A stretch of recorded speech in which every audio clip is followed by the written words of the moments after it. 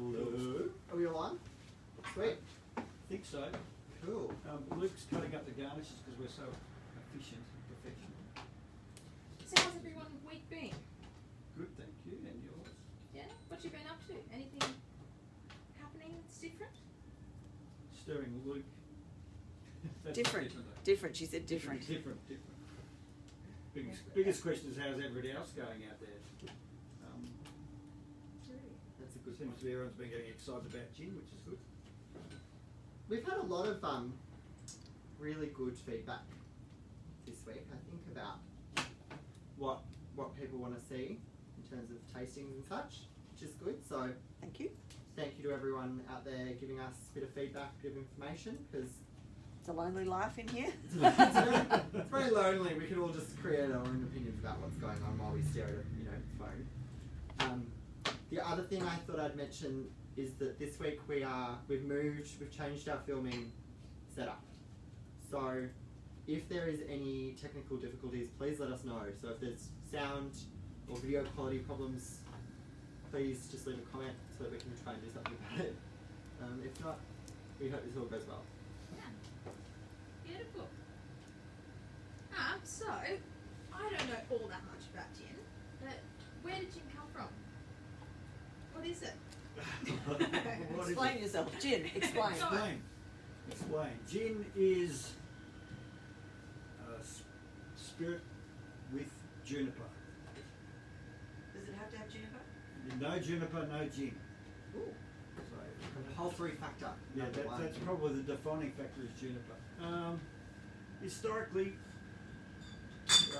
like a lot of those preparations, it goes back to like ancient Greece and Mesopotamian places like that, where they mixed various herbs with alcohol to supposedly to cure livers or whatever else, or ward off evil spirits, who knows.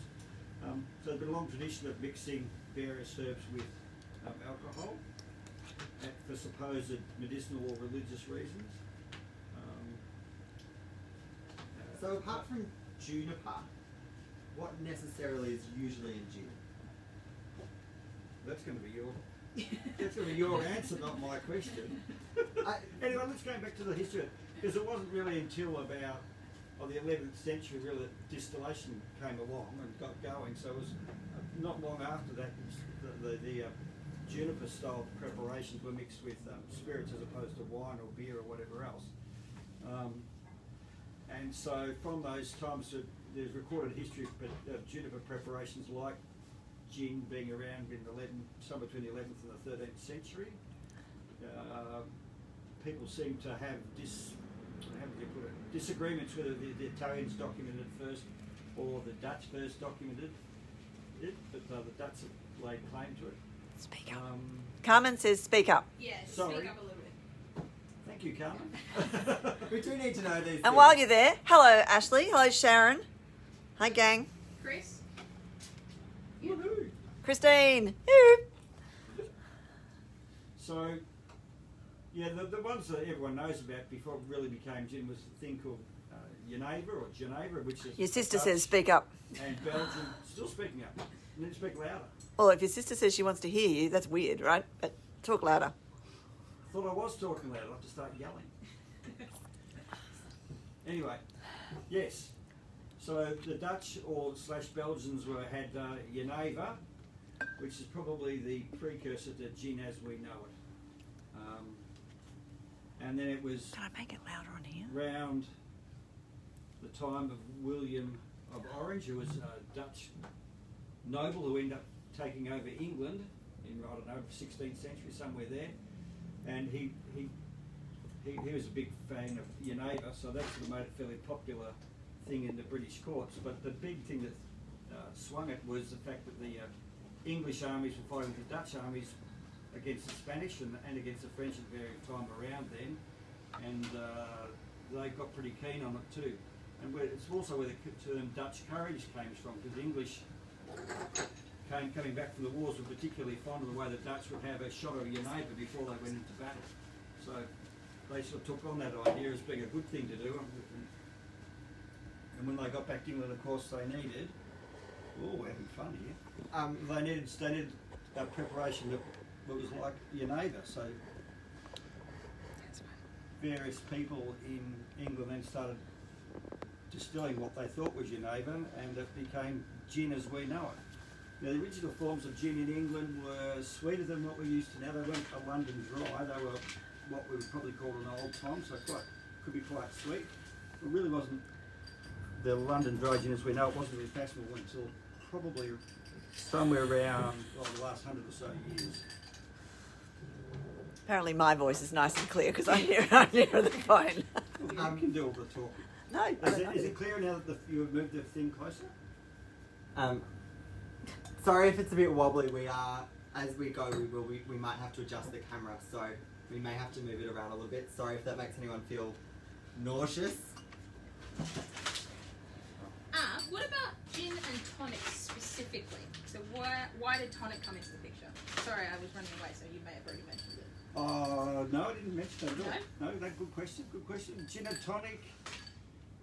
The tonic thing was all about the quinine and about malaria, and it really came from the British Raj in sort of India and Singapore and malaria when the British Empire was conquering things. And then it was found that quinine was a good thing to ward off malaria and mosquitoes and stuff. So, but quinine is a fairly bitter, not very palatable kind of thing. So they found that they started mixing it with various preparations like water and sugar and stuff, and came up with tonic water. And then, of course, how are you going to drink that much tonic water? Well, we stick some gin in it, of course, and off we go. So, you know, keep coming back to the English one to stick gin in and stuff and drink it. Smart people. Someone worked it out. So today we will be, of course, starting with Tanqueray. Now, the people might be wondering why Tanqueray in comparison to these two. I personally picked Tanqueray because we needed something to compare the other gins to. And the reason we chose Tanqueray is because it actually is not distilled using any citrus in the botanicals, which means a whole number of things in terms of tonics and garnishings. It makes it very flexible. And you can also buy it anywhere. And you can buy it anywhere. Including in Chile. Part of the reason Tanqueray is so flexible and can make a gin and tonic, a martini, and a Negroni is because it only has four botanicals. So it makes it a really good gin to compare against other gins in that it has a level of simplicity to it. Talking about botanicals, Tanqueray only has juniper, angelica root, coriander seed, and licorice. And how are you serving it up at the moment? So what we're doing at the moment is now we are pouring half shots here because we do have to at some point find our way home. If you are at home already, pour at your own discretion. Just don't tell us about it. And I think we're going to start actually before we even hit tonic. So. Okay. Now you don't have to do this at home, but this is the way we usually do it. We usually get our gin and we have a smell of it and look at it before we put any garnish or any tonic in, just to see what we think of the gin. But if you're not used to drinking straight gin or martinis, be careful. The other thing is that if you only ever drink your gin with tonic and you're tasting different gins, you may not differentiate the flavours from what's the flavour in the tonic water. If you are too scared to drink the gin straight, what you can also do is actually take a sip of your tonic water. Work out what the flavours in that tonic water are before you mix it. That way you can help differentiate between the gin and the mixer a little bit better. Which is my little personal Tip for the day. tip for the day. Okay, Luke, what garnish do you think we're going to have with the Tanqueray? Or do we want to taste it first? Yeah, Okay. I haven't tasted it first. Yeah. Now we could recommend a whole lot of different garnishes for each of these gins, but I think part of what's going to be happening in this tasting is speculation of different possibilities. Speculation. Well, the thing is, I don't always like, Tanqueray with orange, but it can work really well with orange, and that might be everyone's favourite thing. So there's no wrong answer. Well, Jenna says, no, still don't like Tanqueray. It's good to have that confirmed, Jen. Thanks for that. Well, I like it because there's not a lot of other things masking the juniper. It's just juniper. That's what I get the main. It's really clean. It's like in terms of the palate, it's not too overcomplicated. And I think from here I can see how it goes really, really well, Luke, with the lemon, lime, or the orange. Yeah, and as I was saying before, it's a lot of gins nowadays are distilled using a citrus in the distillation process. Because Tanqueray doesn't have that, it gives it flexibility. It can be garnished with anything. What does everyone think? Well, Paul is getting licorice with this one, a lot of licorice. Licorice, yeah. That sort of thing. Yeah. Cool, Paul. Yeah. If you do like aniseed and your licorice sort of flavours, Jen's poured it out already. Jen has jumped ship on the Tanqueray. Good on her. Stick to your guns. If you like it, you like it. If you don't, get out of here. Indeed. Christine is saying, haven't drunk Tank in years, but I remember enjoying it with lime and tonic back in the day. Lime and tonic. Well, Well, do we want to pop tonic in it first and then talk about garnish? You're going to put I'm gonna go garnish straight to right garnish. Alright then. We could do it the other way, but hey. Now, tonics, I think in this instance, we've got both the Fever Tree Mediterranean and the Fever Tree Standard Original Indian. We're going with the original because it has not as much flavour as the Mediterranean. The Mediterranean has lots of overpowering kind of flavours in there, which means unless you know the gin really goes with that tonic, I would be wary. I mean, it is my favourite tonic, but there's some gins you put it with and it just kills it because it's too strong a flavour. Do you want to discuss the squishing of the garnish? Because we all squished. Squishing of the garment. Yeah. Garnish. So we've got, obviously we're dealing with citrus here. You've got a couple of different options. You can, if you want a lot of citrus, you can cut a thin wheel and throw it in. If you want heaps of citrus, you can cut a wedge and squeeze it. That's what we have. Spill it in. Or pour it all over the bar. Or you can alternatively just use the peel. Oh no.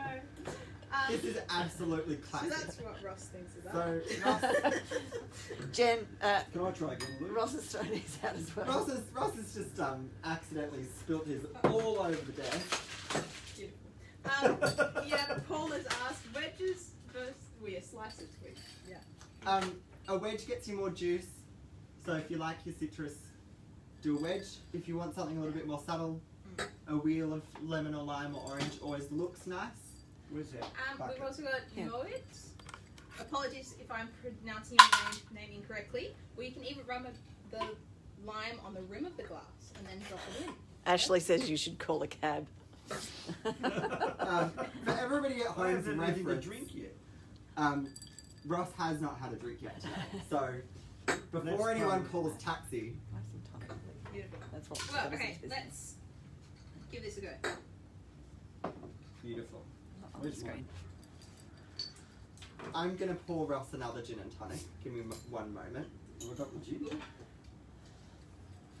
So yes, this is Tanqueray, and we're trying the wedge of lime at the moment. So we've gone And- for the Fever Tree Original. Indian tonic water. Alright, we're gonna try and get back on track here after Ross has spilt his drink everywhere. Apologies. I'm sorry, ladies and gentlemen. This is not rehearsed, obviously, as you can now tell.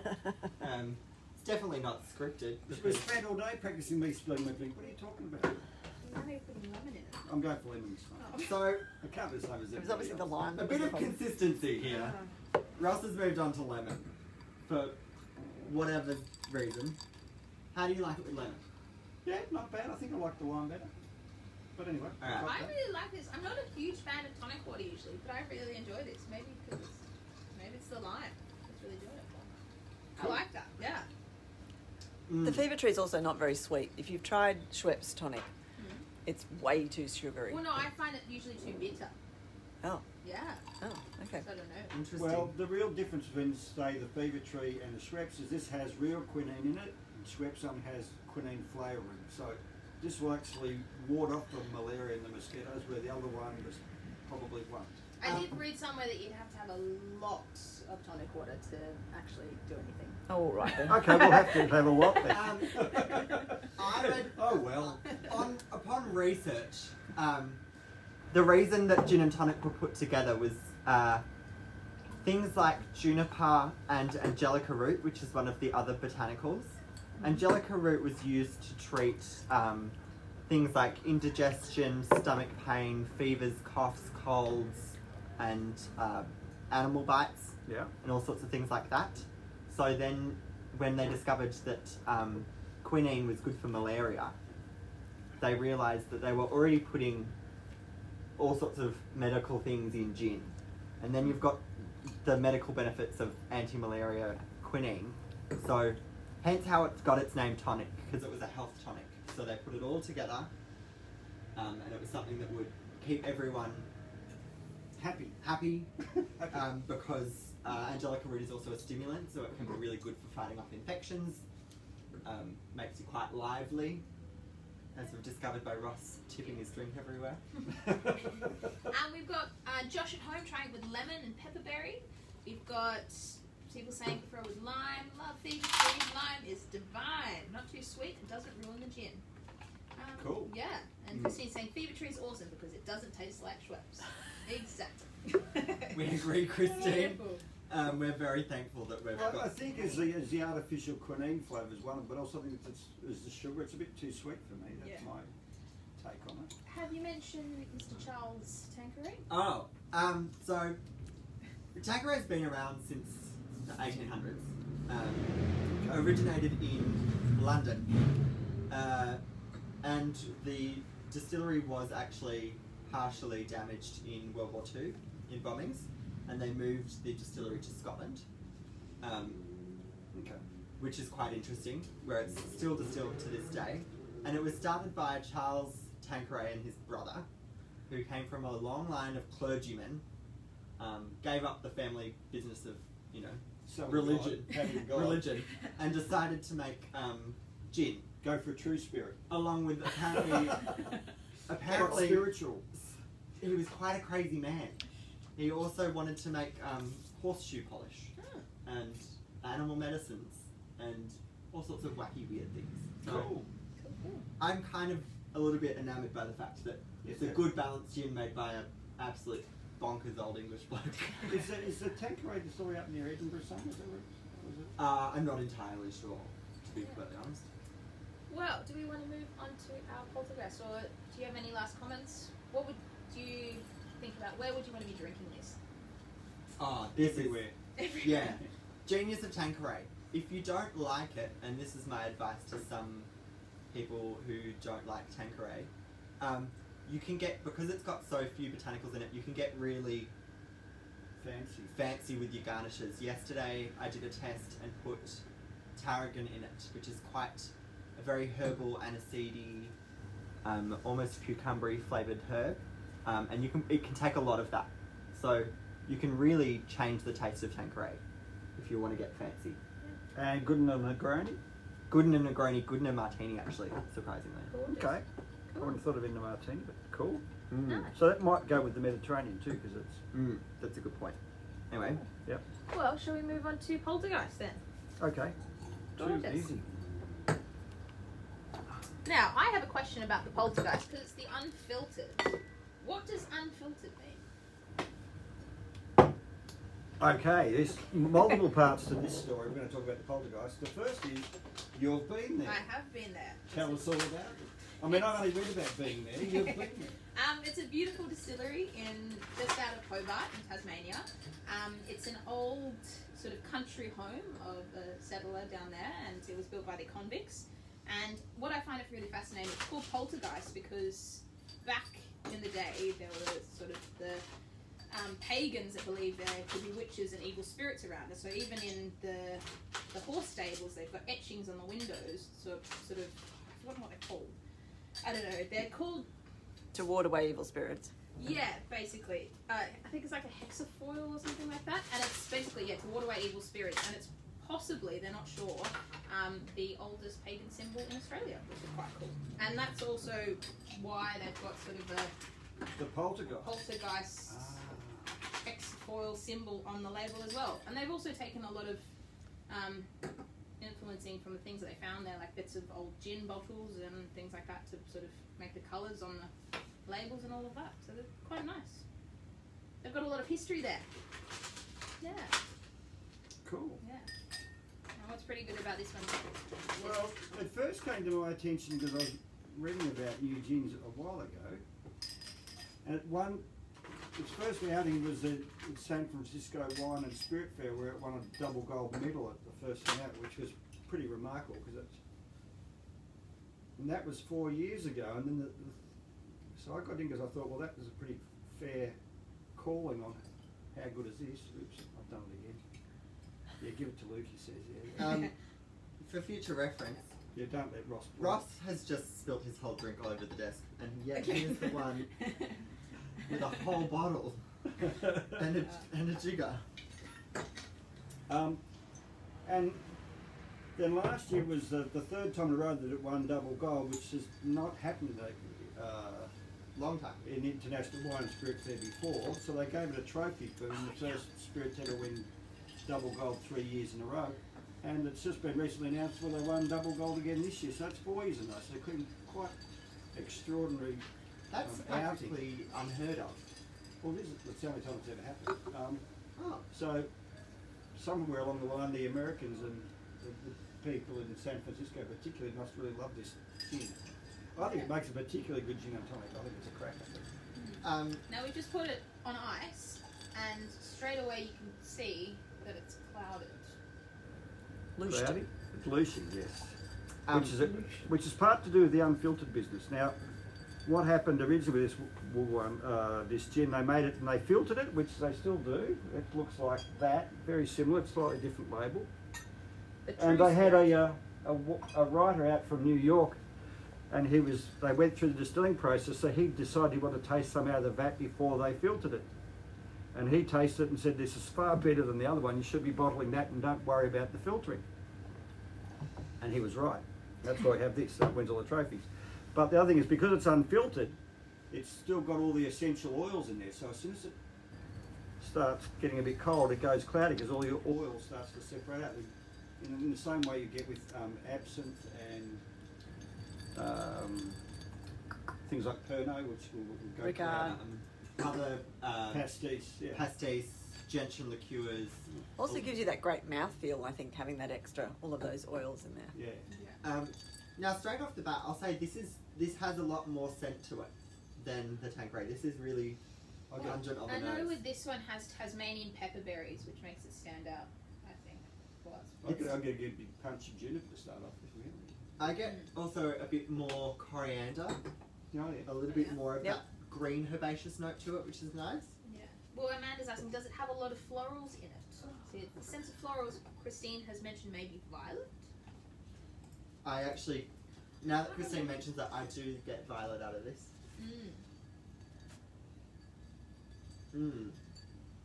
Which is interesting that you'd mentioned violet, Christine. Violet's one of those flavours that people, because it's floral, people assume that it's a very sweet flavour. And because it's been made into liqueurs that are very sweet, that's a general connection that people have. But a lot of the time in gins, if you do smell or taste something that tastes like violet, it can be quite hard to determine if it's not sweet. So people will describe it as like a nondescript herbal floral smell or flavour, and a lot of the time it can be violet, which I find Cool. quite interesting. Cool. So what garnish do we think? Lemon? Luke, what do you reckon? I immediately am going to say, I'm going to go orange.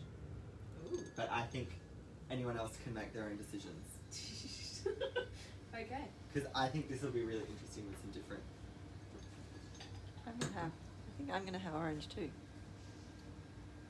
I don't think lime for me. Don't think lime? No. Oh, well, it does have a very different taste to the smell. Like, Do you want Might have a slice of lemon? lemon. Lemon or orange, Ross? What do you What's think of everyone else orange? garnishing with? We've got hang cucumber. on. The Do you cucumber. think cucumber will go well? Oh, okay. I did prepare for this moment. We brought lemon, lime, and orange, and a lot of the time that is all that people will garnish with. But I've also brought some thyme, Christine has actually just said, I'm thinking strawberry or thyme. and the reason I brought thyme is because if we've, particularly with a lot of Australian newer style gins, you'll have a lot more herbaceousness. So that is a possibility. Can I have a bit of time? Give a bit more time. So Vivian's Fine, gonna I mean- have some thyme. She's got plenty of time. When it comes to thyme and other like herbs for garnish, put it in, taste it. Don't necessarily always have to bruise or smash it because Wow, that it can smells so good. instantly possibly give you too much. And you wind up with pesto. And then, yeah, as Vivian says, you all of a sudden have a gin and tonic that tastes like pesto. But I love thyme in gin. It doesn't work in every gin though. Yeah, as Russ has said, doesn't work in every gin. Now the thing that happens is why we talk about the garnish so often is we saw with the Poltergeist where it went cloudy because of the essential oils in there. Now the essential oils in your gin can react with the chemicals and essential oils in your garnish, like in your citrus or whatever. So if they react in a favourable way, you get a pleasant experience. Sometimes they act in just the opposite, but they actually don't work. And Josh is out there. I remember one day we were tasting something here, and Josh pointed out that when he put the wrong citrus in it, I think it was orange, that the thing tasted like soap, which was one of those chemical reactions we don't want happening. So if it tastes It's like expensive soap, you soap. put the wrong thing in it. It's not the gin. Amanda's quickly running to the garden to find some thyme. Well, good on Amanda. Well, that's the other thing is that I don't always have, you know, if I think a gin will work really well with lime and I don't have any lime, but I do have maybe some basil is really good in like Mediterranean style gins, I find. Yeah. Thyme, borage flowers, cucumber, rose, lots of things work. So if you don't have one thing, And borage flowers also look fantastic. when in doubt, just chuck something in it. Or, plot twist, you can actually drink a gin and tonic without garnish. Whoa. You sure? Contrary to popular belief. Now, where would you guys like to be drinking this? The wig sells a good For stuff. Wixel? This is like a little bit more, but it's because it's got more flavour. I think it would stand up in a little bit more of like an autumn and spring sort of weather. This doesn't need it to be hot weather. Yeah, the Tanqueray, because it's so clean and so simple, it's a really You think good, it's more summery? a good summery drink because you can just, it doesn't overpower you. It's nice and cold, lots of tonic. Yeah. Whereas this, because you can have it a bit stronger, it's got a lots of fruit and herbal flavours, got a bit more guts to it. Louise has added rosemary because she didn't have any time. We've had a few maybe warmer spices like cinnamon. What about warmer spices like cinnamon or allspice? Yeah. Or thyme and orange. Very nice. Um, Scale's saying he's got the thyme and orange. Allspice and star anise go really well with tonic water, particularly. Is that one of those reaction things again? Yeah, it's something to do with the quinine goes really beautifully with those sort of spicy flavours. I could see that. Yeah. Yeah. So if you want it controversial, I know, if you're having an alcohol-free day, a good big glass of tonic water with lots of star anise and a slice of orange or lime makes a good Diversion. diversion from, you know. Beautiful. Mm. Well, is there anything else you wanted to add from that? Is anyone at home getting anything else they want to add? Rosemary and basil and tonic is working well, says Jen. Oh, I love that. That's Yeah. good to hear. Yeah. Another favourite is orange and pepper, says Louise. But yeah, it seems that orange has got a pretty good review with the Poltergeist. Gorgeous. It's also good to hear some of the other herbal ones, Yeah, which is good because rosemary I haven't done in a while, Rosemary is always fun. Yeah. Yeah. But there's good amount of rosemary In the Mediterranean tonic water. Yeah. so I think that the Mediterranean will go really well with that poltergeist. Cool. Sweet. All right. Well, let's move on to our Melbourne Gin Company single shot, shall we? Yeah. What is this one? That's just a piece of ice. I'm gonna just. That fell. So, what do we know about Melbourne Gin Co? They're one of the early entrants into the craft gin department in Australia. They winemaking background. They're fairly.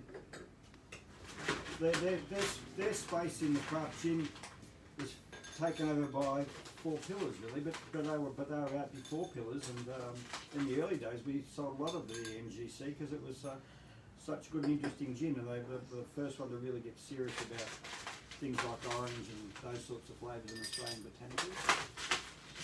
Where are they based? Well, they were based in Collingwood, but they subsequently moved about 3 or 4 years ago out to Gembrook. Whereabouts is Gembrook for those of us who don't go further than the tram network? Yarra Valley. Beautiful. And the reason for that is the main man behind it, family, a winemaking family, and they have various assets around the Yarra Valley, so he built it, got the distillery moved to one of those. Smart man. When in doubt. Jared says take slow it. down. I don't know whether he wants you to talk more slowly or he wants us to taste more slowly. At home, you don't have to drink them at this pace. You can have one and then We're put it also- down and come back. Yeah, I'm putting mine aside. I'm not drinking them that fast. This is slow for me. Yeah. But keep in mind we are pouring half shots, so if you think we are going absolutely gunnels, these are half beverages. We here. did have a bit of a dispute. Oh, that's slash- Guillermo. That's Gilly in Chile talking to Louise about bloody Shiraz gin. Anyway, Now I was reading with this one. Why it says a non-chill filtered. What does that mean? Well, it means it's a bit like the Poltergeist unfiltered. Okay. Chill filtration.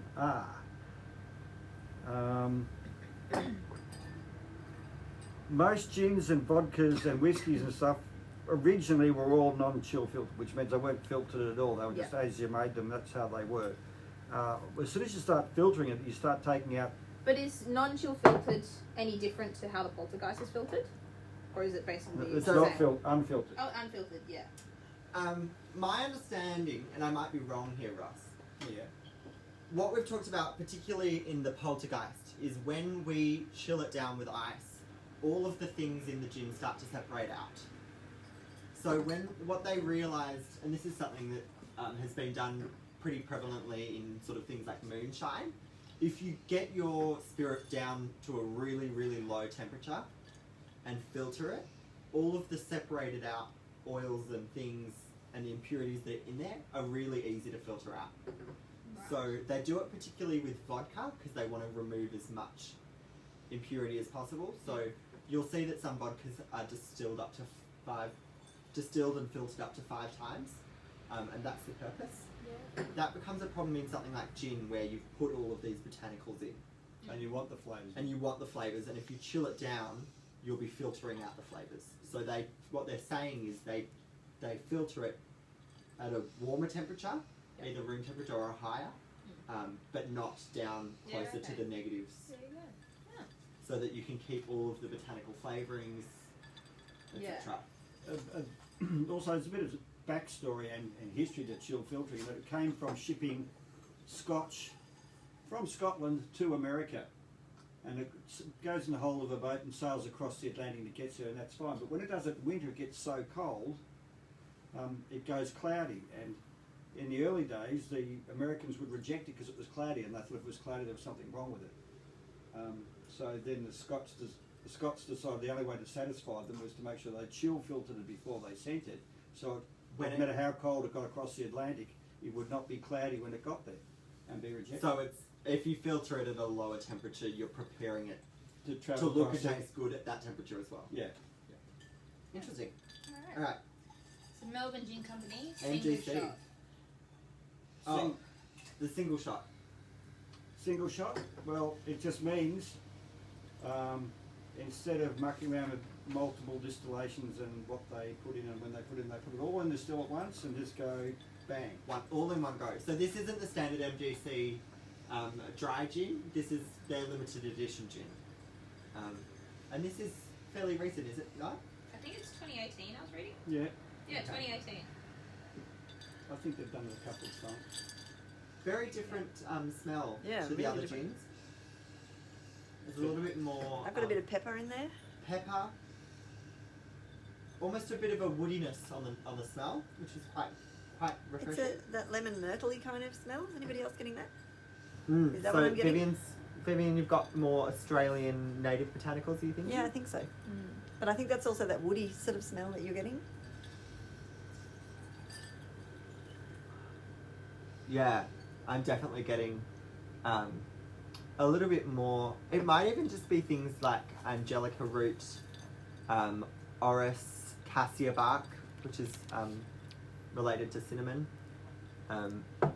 All generally often used like quite medicinal, woody botanicals used in gin. Someone's asked about the alcohol. So yeah, the Poltergeist and the MGC have a similar. So the Poltergeist is 46% and the MGC is 47.4. What's tank? Tanqueray is I think 30, No, 40. 40. Yeah. Oh, Tanqueray varies in percentages. So sometimes it's 40, sometimes it's 37.5. Yeah. They do. Ripped off. This is based around the fact that a lot of countries have different regulations around taxing percentages, Yeah. alcohol based on its percentage. Yeah, okay. So sometimes Tanqueray, depending on where it's meant to go, will be 37.5 or 40 or 41.5. So Yeah, okay. just for I variation. get worried about gin if it's less than 40%, really. Kind of, personally. Christine, she's getting a cedar sort of smell.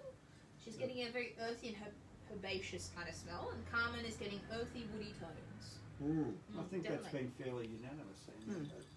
Yeah, Earthy, definitely. woody kind of stuff. What garnish do you think, Luke? I don't know. You don't know. I'm going to go straight there. I actually. I'm going to go orange because I haven't had orange in mine yet. I don't want to put anything in it. No? Very cute. I'm going to put orange in mine. I think probably more orange. So maybe we'll have orange. Vivian, Can I have some time? Can I have some What time? tonic are we going to have with this one? Somebody has already said they don't like the Mediterranean with it. Ah. But then Paul has said that he likes the Mediterranean tea with it very much. Okay, So, we've got well- mixed reviews. Luke's going to finish. I'm going to pop the question because Lisa's just said, If- I'm just getting drunk. Lisa Reed, welcome and thank you for your Welcome, support welcome this to the week. welcome to the party. Oh wow, that time is so good. Look, sometimes you want to taste gin and sometimes you just want to drink it. So I think Ross and I are having it with the Indian. And me and Vivian are having it with the Mediterranean. Vivian and I, if you don't mind. Vivian and I, sorry. If you're not sure about your tonic, feel free to start low. You don't always have to do the same ratio of tonic to gin. That's the other thing. Rose has suggested that MGC is great with red fever tree tonic. Ooh. What Oh. flavour's the red fever tree? The one with bitters in it. Oh, with bitters. Ah, I okay. see. Okay, I get it. It's nice with thyme. I'm really Ooh, I liking like this with orange. Thyme with Mediterranean is good. That's the other thing. I think sometimes you don't always have to garnish for the gin, you sometimes have to garnish for your tonic. So things like thyme and basil go really well in Mediterranean style gin and tonics. This is Ashley's favourite. Go, Ash.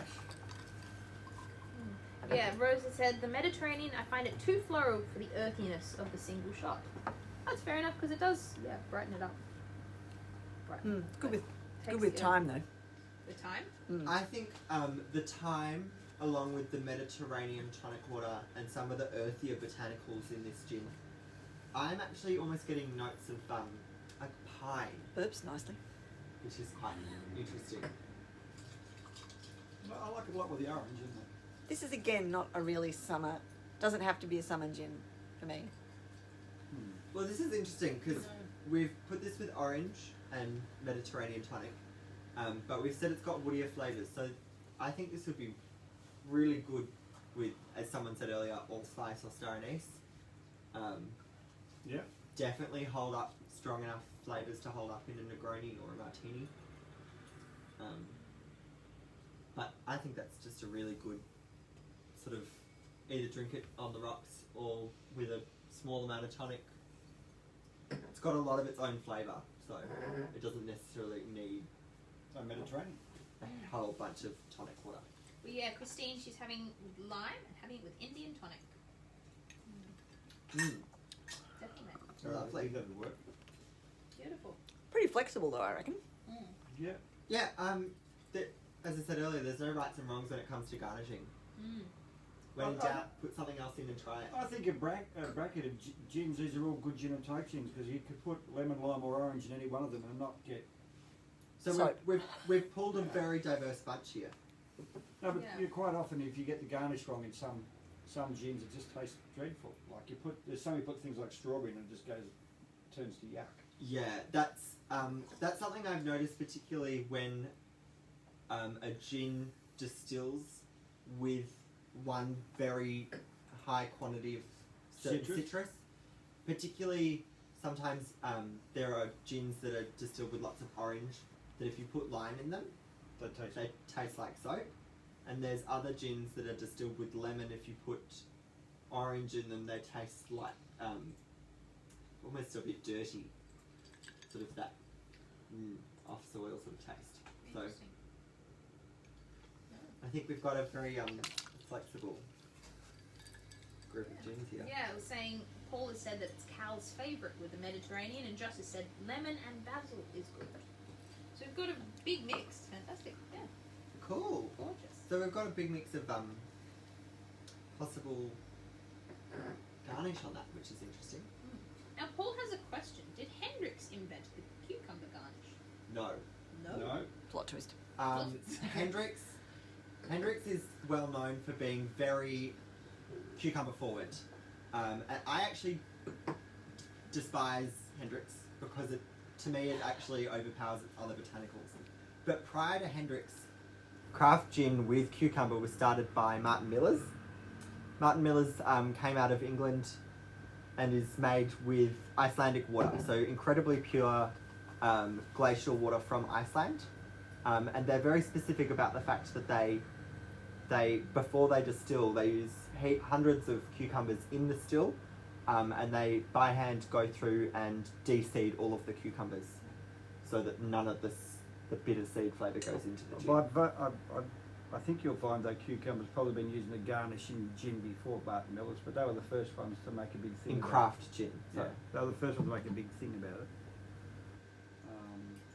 But having said that, what Hendrix did was took the idea that Martin Millers had and just sort of like took out a few of the herbs and spices and just upped the cucumber factor Yeah. quite significantly. I think it's too much cucumber for myself. Okay. Jared is asking, can we do this again next week? So many gins in so little time. Well, that being said, Segue. segue into a very good topic. We have been discussing what things we will be tasting in the future. If you have any opinions about things that you would like us to do tastings on, please Send us a message. send us a message, call us, email us, anything, because we would love to know, because currently we are sitting around by ourselves. The other thing is the opinions on what we should taste next. And Ross had an idea, and he said, what if we do a gin every month? So I recommend our third tasting every month we will do gin. But that doesn't mean we'll just be doing gin and tonics. We'll be So drinking them. there is more diversity to come. Yes. No, we have to go through the whole range of different things you do at gin, like martinis, Negronis, slow gin, pink gin, Barrel-aged gin, Old Tom gin. Tom Collins, etc. Yeah, etc. So the list goes on, so we won't run out of... Lisa says gin every week.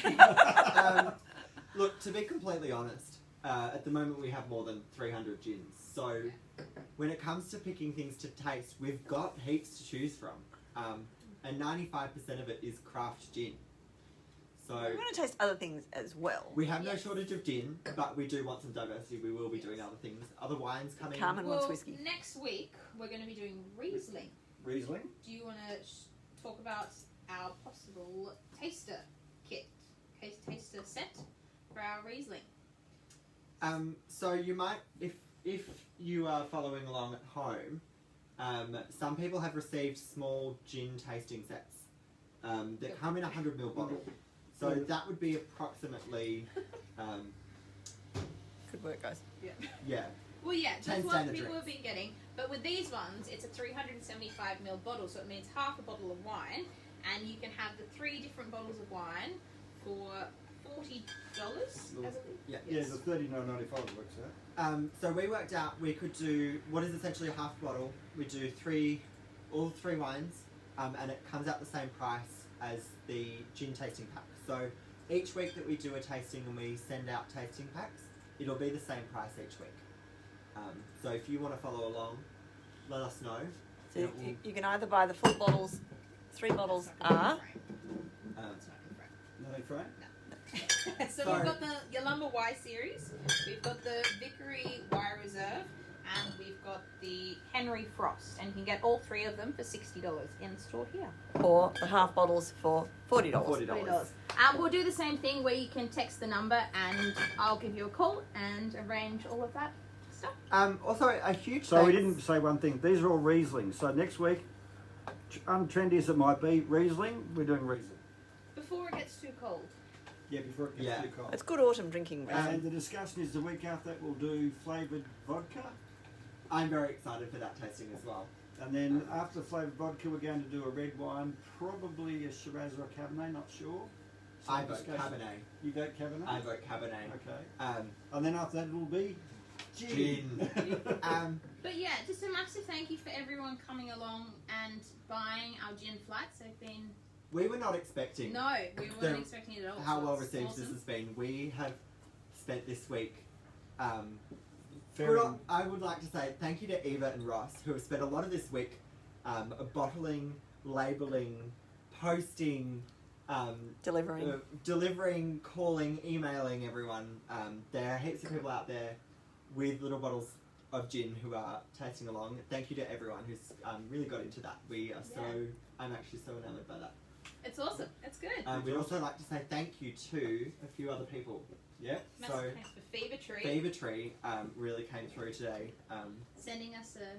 Sent us some tonic water so that we could send out some complimentary tonic water to some people. And Which is same lovely. with Melbourne Gin Company.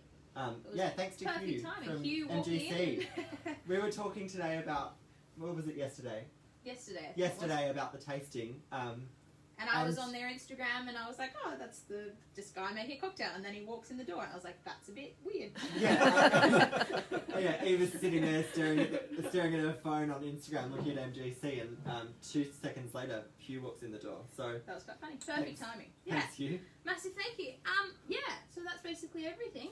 And I suppose we shall see you next week. So the thanks other everybody, thing and is- please share. Feel Please free to share. share this. We more the merrier. don't make any money out of doing these tastings. We do it mostly so that we can have a little bit of social interaction, have a bit of community, but share it, spread it around, why not? Gorgeous. See you all next week. Bye.